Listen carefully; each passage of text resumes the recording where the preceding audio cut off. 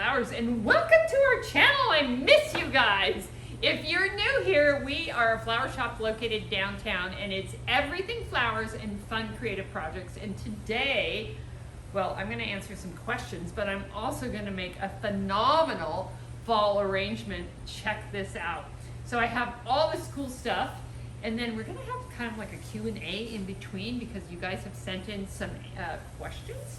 So today I have all this cool stuff. So first rule of thumb, start with clear water. Well, I kind of practice, and there's some little rose hips in here.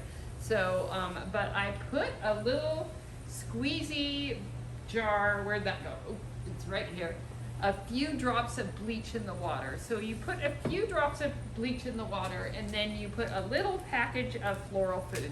And today for this fall arrangement, I'm going to use these mini rose hips, and I'm going to submerge them in the water and use this cool texture, and they are going to go in this vase. I know, isn't it cool?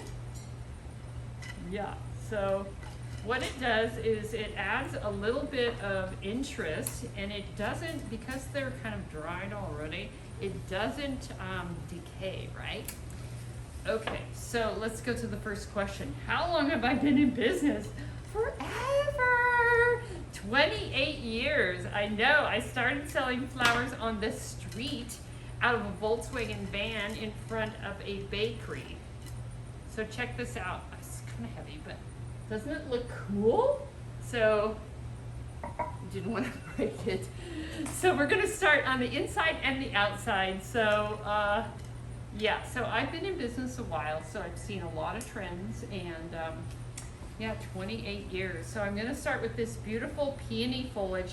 It's kind of early fall in Portland, so I was shopping kind of for some cool turning fall leaves, and they're not quite here yet. But I did grab a piece of nandina. Its common name is heavenly bamboo because it kind of looks like bamboo, and then I use it for Christmas time a lot because it has all these berries. Let's see, next question. Oh, how has business been in the pandemic? Well, at the beginning, it was pretty sucky. But now it's coming back, and people are ready to party. We're having big, lavish weddings. We're having lots of cool outdoor events. You know, people are ready to celebrate, and we find that, you know, it's pretty good. So we brought some employees back, and I don't know, it's busy. Yeah. So I'm going to keep adding this peony foliage, and I always design on this Lazy Susan. It's kind of hitting the hypericum, but look how cool that looks. Have you guys seen this before? This is hypericum. Again, I'm going to strip the greens because we don't want any greens in the water, and I'm going to put these big fat berries in this arrangement. I like things in threes, so I'm going to put 3 around, and let's do a little spin. Yeah, I picked this out of my yard. Like for fall stuff, I just like tons of texture and like a variety of kind of colors of greens. This is kind of a tropical, but look how cool this is. Kangaroo paw, and it's like this fuzzy burgundy, and then it opens to this sage green. It's super cool. So we'll put a couple in there. And then, oh, another thing I picked from my yard, chocolate cosmos. Seriously, they smell like chocolate. So we're gonna put one of those in. Oh, how do I make my flowers last longer? That's a good question, thank you. So the best way is to change the water. I'm adding some dahlias, and keep it clear. And then back to my squeezy bottle, you just squeeze, this is like a mustard bottle, and you just squeeze like 2 or 3 drops of regular Clorox bleach in the water. And so what that does, it kills the bacteria. You can make sure that the flowers are out of the sun. You can make sure that the water is always clear, and if it gets cloudy, you can go ahead and give it a fresh cut. And so even though these are tulips in their spring, I'm going to add a few tulips. let's see what else, you guys. Oh, here is some more of this blue cypress. This is looking so fabulous. And I got this pampas grass. This has been all the rage this summer. And it just adds a little bit of texture and romance and whimsy, right? Like, look how cool that looks.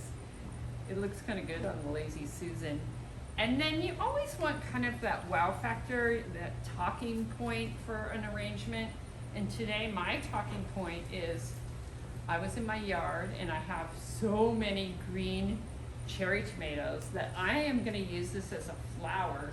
And how cute and sexy is that gonna be to come kind of cascading down the front, right?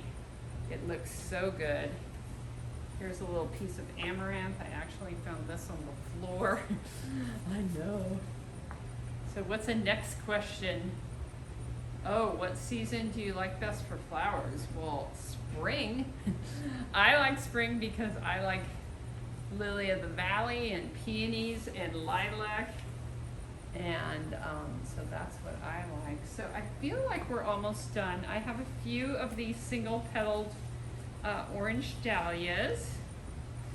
If I can pull them out of this container. It's still dahlia season. It has not froze yet, so that's kind of the sign.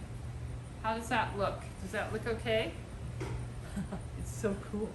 So sometimes, you know, if you think too much about it, then I tell my staff, do not think. Just your first impulse is always the best, because if you fiddle too much with it, then it just loses its magic. I love you guys, and there you have it. This is the perfect arrangement for fall. Do you love it? It's so cool. And don't forget this trick about adding stuff to the water inside. You can add, I used rose hips, but you can add like sticks or fall leaves or something cool. And then please give this video a thumbs up, and don't forget to hit the subscribe button so you don't miss another fun flower project. Thanks for watching. Bye.